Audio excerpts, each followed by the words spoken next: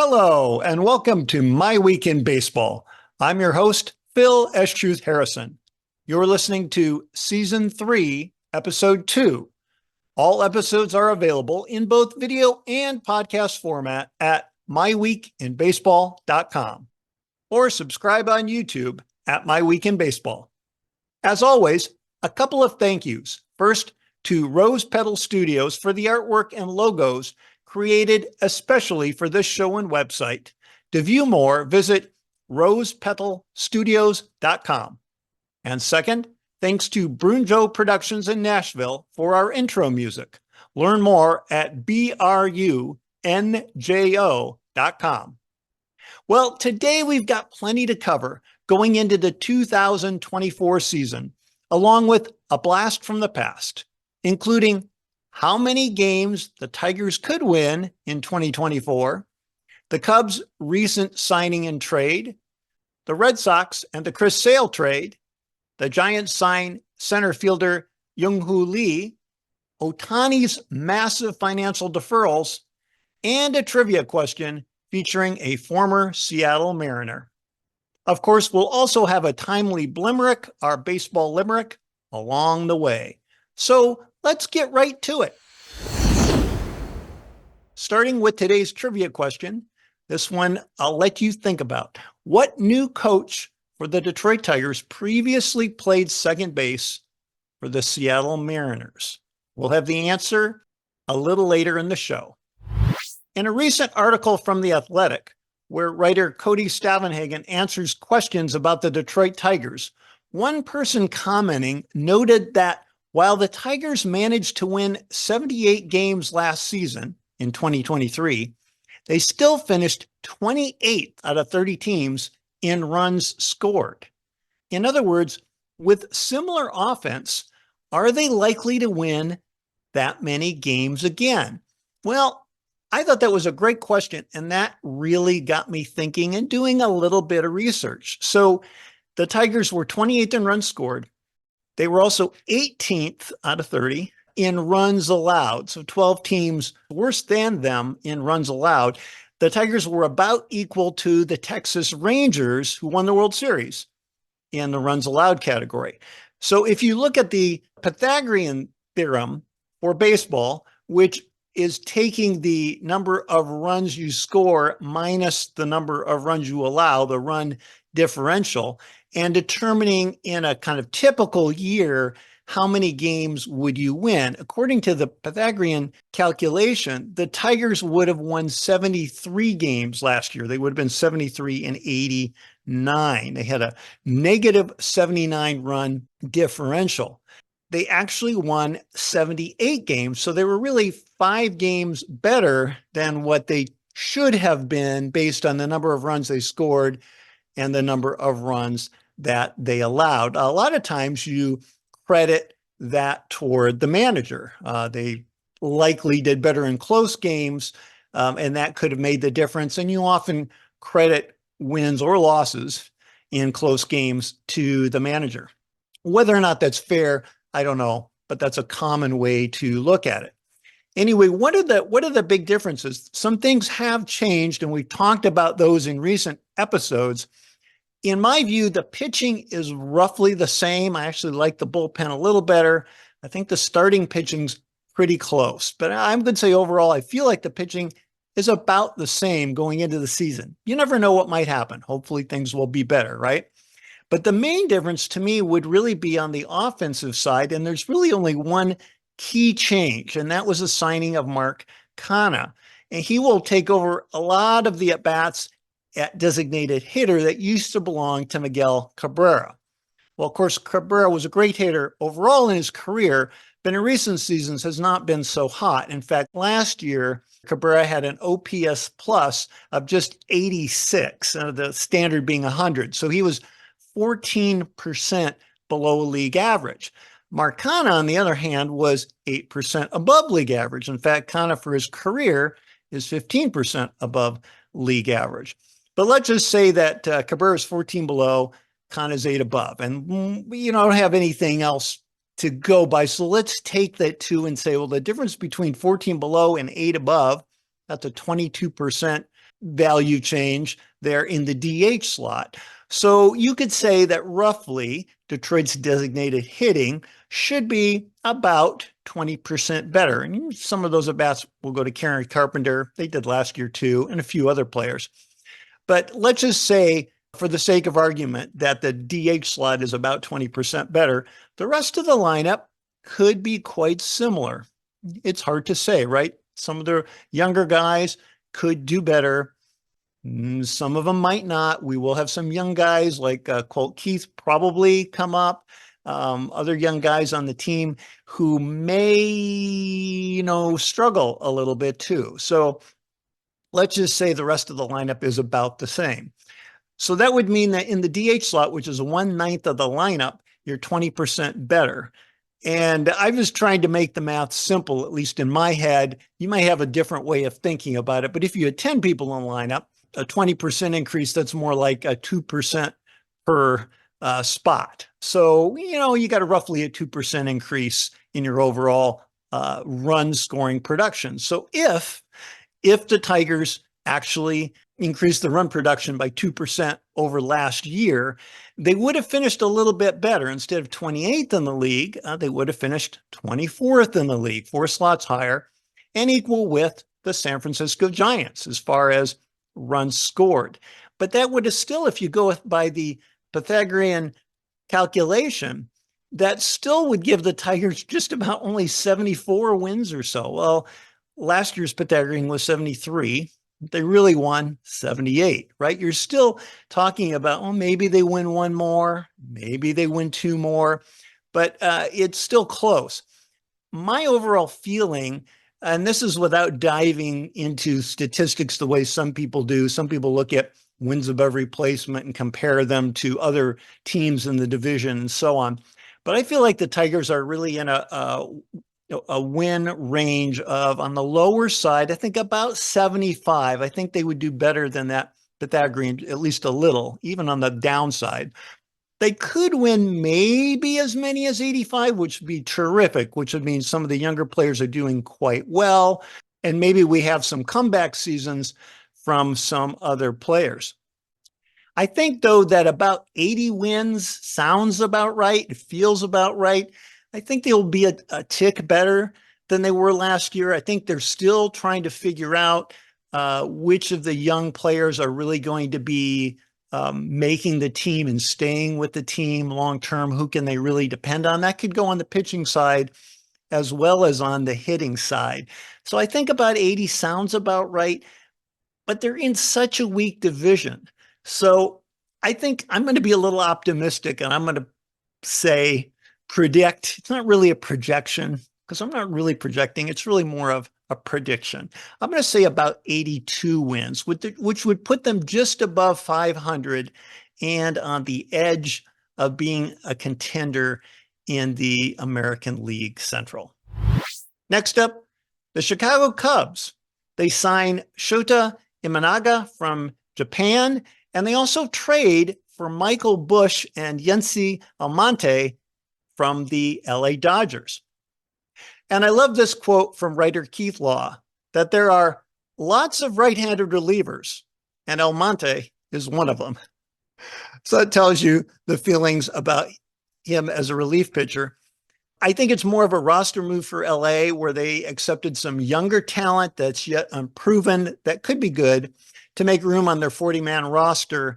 And Michael Busch, who has had a great career so far as a minor leaguer, especially the last 2 or 3 seasons, and looks like a talented player, doesn't have a place to play with the Dodgers. His defense is a little bit in question. He's played all over the infield. And the Dodgers have perennial all-star first baseman Freddie Freeman.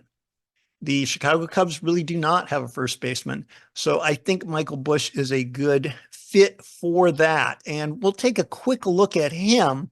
And then I want to take a quick look at Shota Imanaga. They're signing from Japan as a pitcher. So let's jump into that. So I'm going to look briefly at Michael Busch. He hardly played at all in the majors. So 2023 was age 25.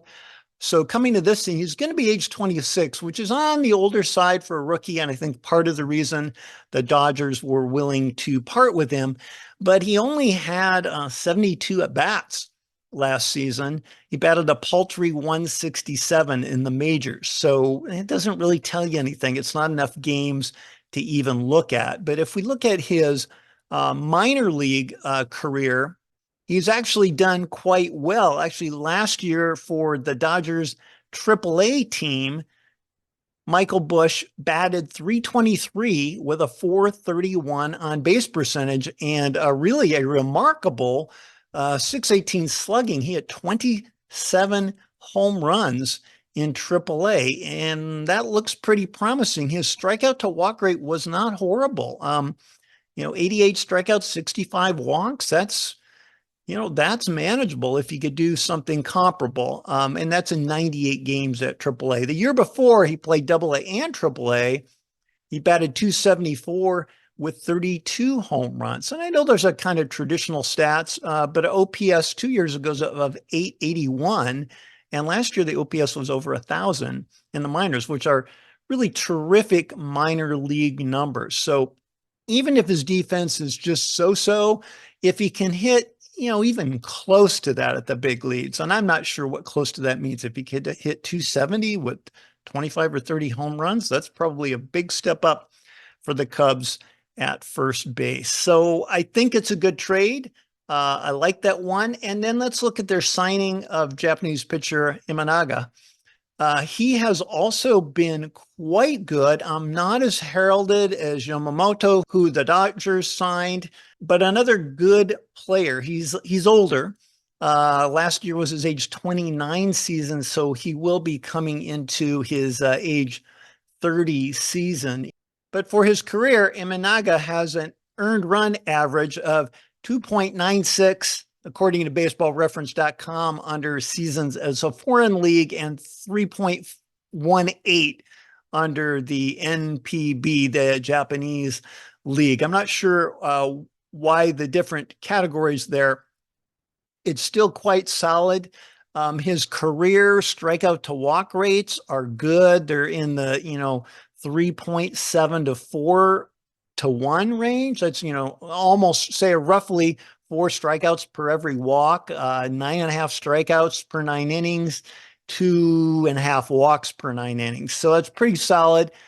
Gave up about a home run per 9, which in the majors I think would be about right. If that home run rate is higher, though, in the majors, that could hurt him a little. But think still a good signing, a player who is going to pitch at least reasonably well in the majors. I don't know, maybe he's a number 2, maybe he's a number 3, but he certainly replaces Marcus Stroman, who the Cubs had last year. So overall, I like the moves the Cubs have made. They are in another Central division, the National League Central, that looks to be up for grabs. Next up, the Red Sox trade Chris Sale to the Braves for second baseman Vaughn Grissom. Now, this one I really, really like from the Red Sox perspective. And I think it's okay from the Braves perspective, but I really like it as a Red Sox fan. I think we have some Red Sox fans listening to the broadcast. I hope you like it too. Here's some details about the trade. So Sale, who has been terrific in his career overall for Boston and was a key pitcher on that 2018 team that won the World Series, and I believe made the final outs of that World Series to win it for the Red Sox, pitching in relief, which he didn't typically do. He's got to a point in his career with so many injuries, and he can be so disappointing that it's time for the Red Sox to move on. And the Red Sox infield has been a little unsettled. They certainly have an opening at second base. And Vaughn Grissom could also play short. Second base might be a better fit. There's been some question about his defense, at least at the major league level. We'll see. But on the money side, so it's a $27.5 million that Chris Sale is to be paid this year. These numbers are so high. The Red Sox have agreed to pay 17 of that. The interesting part of it is, so that leaves 10 and a half. The Braves only have to pay $500,000 this year, $500,000 for Chris Sale to pitch in their rotation. That's nothing. That's less than a rookie makes. That's an amazing bargain for them. They do owe him 10 million down the road, but they can kick that can down the road financially. It doesn't affect what they're doing right now. And I think some years down the road, it's not going to matter that much in the overall budget. So to me, that's a good part of it for the Braves because they get a guy who could be good if he can stay healthy. He did have 20 starts last year and he was about league average ERA.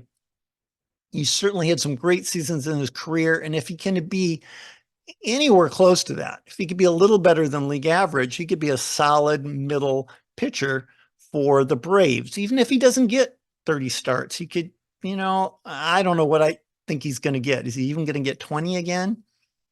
Maybe. If he gets 20 starts, they're probably doing okay. If he gets more than that, I think they're doing great. The thing that I don't get is inexplicable to me, though, is that the Braves then extended Sale. They didn't have to. They extended him 2 more years for $38 million. Really?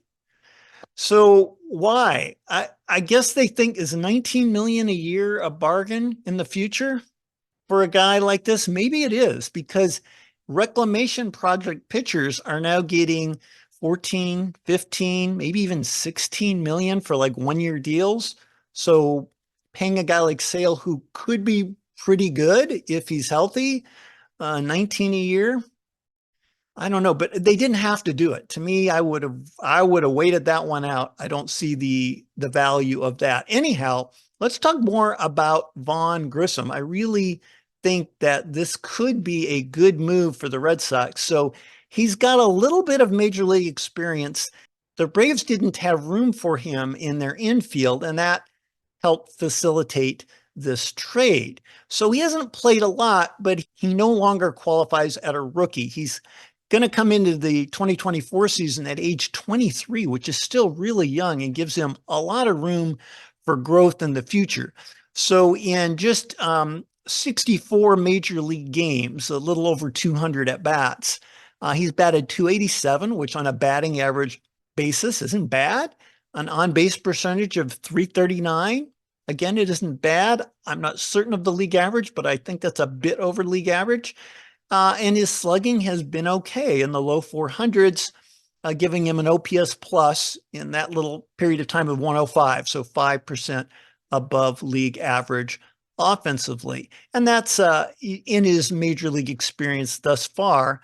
And his strikeout to walk ratio isn't, almost 50 strikeouts, 13 walks in a little over 200 at bats. So it's a pretty high strikeout rate. I think there's some concern there. But if we look at his minor league stats, wow, he's been quite good. So this past season, 2023, for Atlanta's AAA, Vaughn Grissom batted .330 with a .419 on base percentage.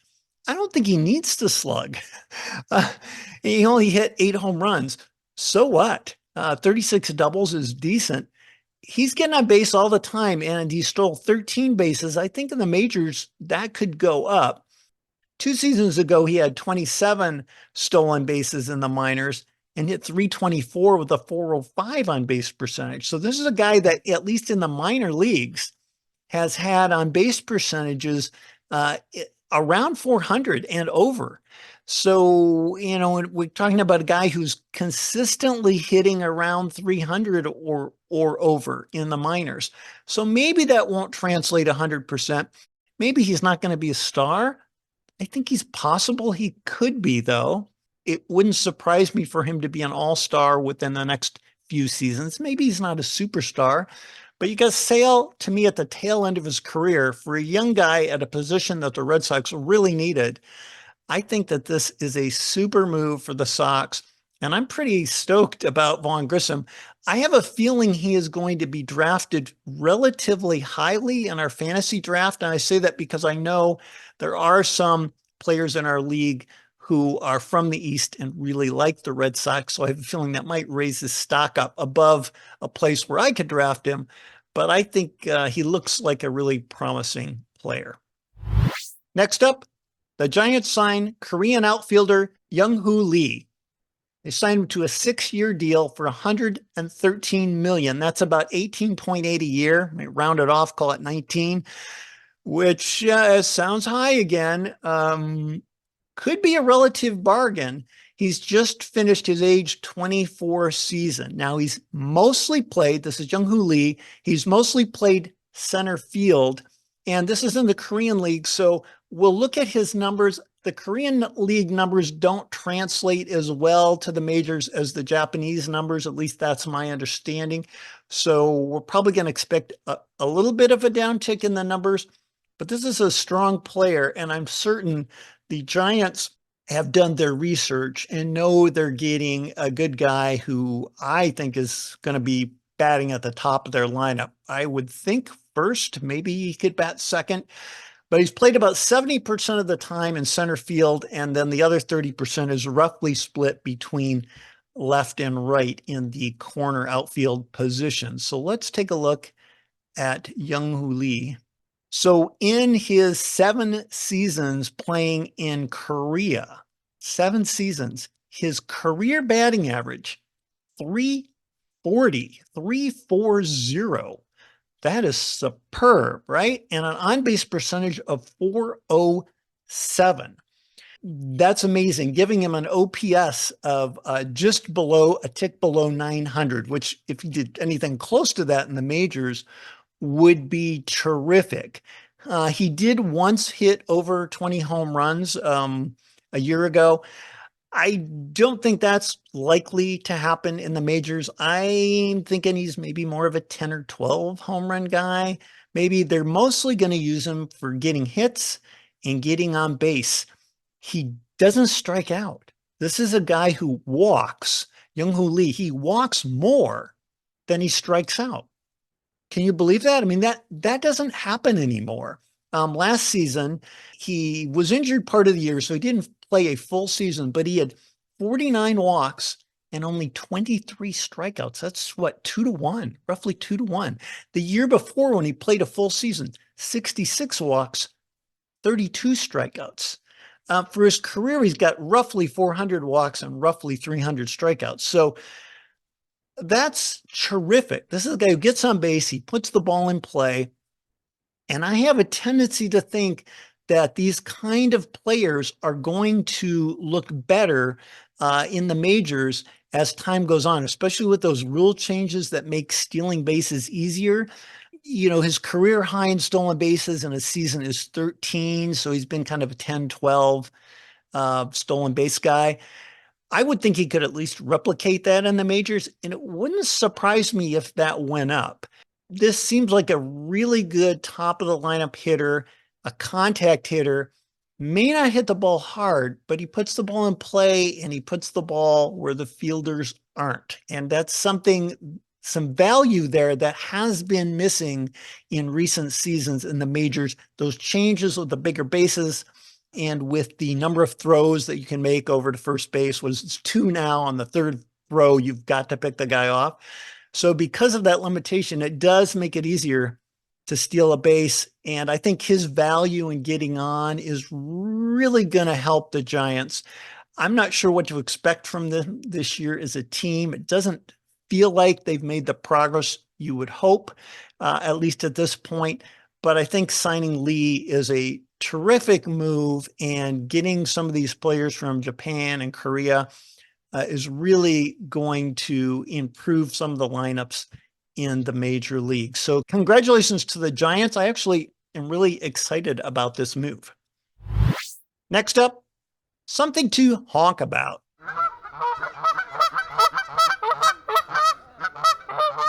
So from the San Francisco Chronicle comes an article by Jordan Parker on Shohei Ohtani and his massive deferrals, his financial deferrals. Now, this article is not really about baseball. It's about taxation and whether highly compensated individuals should be able to be taxed where they live at the time of a deferral. In essence, it is a concern that California may lose tax dollars. Really? Well, first of all, if I'm Ohtani, I'm going to live wherever I want to live. And if that's in the US, it's hard to believe for me that he wouldn't choose California. So I would not be surprised if at the time when he makes this money, because he's deferring 68 million out of his 70 million per year contract till I think it's 11 years from now, till after when his playing days are supposed to be over. So if he stays in the US, I would think he would stay in California, and that's going to be no big deal. But I don't imagine that if I'm Shohei Ohtani, if I'm an athlete, if I'm a ball player or whatever, maybe I'm in the movies or some other highly compensated individual, I don't think that my number one concern would be to avoid taxes. That as far as choosing where I would want to live, I think it would be where do I want to live? Because honestly, I'm super rich and I can live anywhere.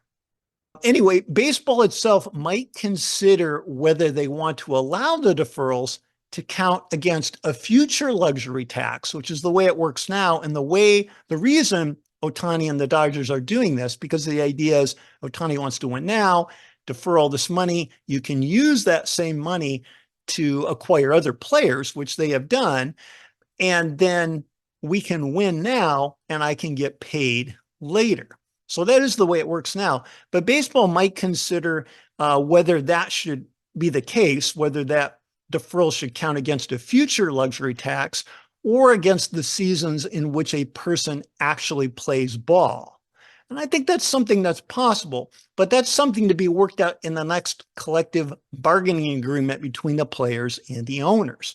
If baseball does want a more balanced system in terms of competition, and I'm not actually sure that they do, but if they do, then counting money towards the luxury tax during your playing days could make sense. Because in that case, it would be more challenging for a team to sign multiple high-end free agents, as the Dodgers did when they signed Yamamoto from Japan, or adding expensive extensions as they did with another top-end pitcher, Tyler Glasnow, whom they acquired by trade from the Tampa Bay Rays. So I think that's up to baseball, though, if they feel that that is a strategy they don't want other teams and other high-end players to be able to use. It actually, all that money that the Dodgers spent ends up adding up to about $1 billion. $1 billion. These numbers, wow, not a million, $1 billion, much of which does not count toward this season because of Ohtani's deferral to future years. So next, a Blimerick, and this time a tribute to baseball's spending structure. So here we go. Baseball's luxury tax for small markets acts like a cap, but around it you can dash by deferring lots of cash. Ask the Dodgers, it fell in their lap.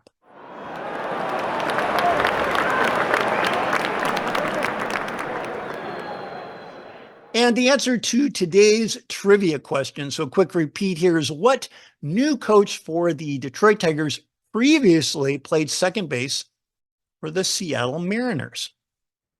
The answer is Joey Cora, brother of Alex Cora, the manager of the Red Sox. Joey Cora is the Tigers' new third base coach, and he becomes our blast from the past.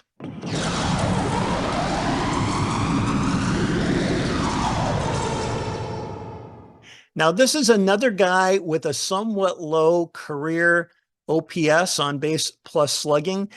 He was more of a contact hitter. I'm going to delve into that in a minute. But as I was saying earlier, maybe these contact hitters should be judged differently because they are valuable at putting the ball in play. They may not have the high exit velocities that other players do. They may hit the ball on the ground more, but they also are more likely to hit for a higher average on those more softly hit balls by blooping them in. But anyway, it's a little bit about Joey Cora. So let's take a look. This was a guy that I remember. I am at least a part-time Seattle Mariners fan, and I really did like the Mariners during the era Cora actually played 4 seasons for the Mariners. His peak year, and this was an excellent year, was 1997 when the Mariners won the American League West Division. In that year, Cora batted 1997, batted 300 with a 359 on base percentage, 800 OPS, and he was 10% above league average, a 110 OPS plus that year. And he was their second baseman, and it was his 1 year as an all-star. He had some other years with pretty decent batting averages. Those 3 years with Seattle, well, actually, technically 4 years with Seattle, his batting average is 293 and his on base 355, which to me is quite good, as what you'd want in like a number 1 or number 2 hitter, which he typically was during those seasons with Seattle. He also is a guy like Jung Hoo Lee, who has a really good walk and strikeout rate. Another guy who remarkably walked more than he struck out. In his career, 380 walks, 335 strikeouts. Another guy who knew how to get on base and put the ball in play, a skill that we may be undervaluing. For his career, he's a 277 hitter, pretty good batting average-wise, 348 on base. This is over 11 years, also solid. But his slugging is very modest. It's 369, which is pretty low for slugging, giving him an OPS plus of only 90. So really for his career offensively, 10% below league average, which surprised me because I remember him, I think I remember him kind of during those peak years when he was, well, he really was only better than average offensively one season, and that's including the slugging. But that's where I think we're kind of underrating some of those other things that players do beyond just the slugging. I did steal a few bases. Cora is 117 with 60 caught stealing, so that's not really a great percentage. He'd probably do a little better today. But anyway, I like Joey Cora, mostly a second baseman, and I remember those key years with the Seattle Mariners. So I'm really happy that he is now on the Tigers as the third base coach. So that's all for today, my friends. Join us next time because honestly, what can be better than talking baseball? As always, I'm your host, Phil S. Truth Harrison. We'll see you next time on My Week in Baseball.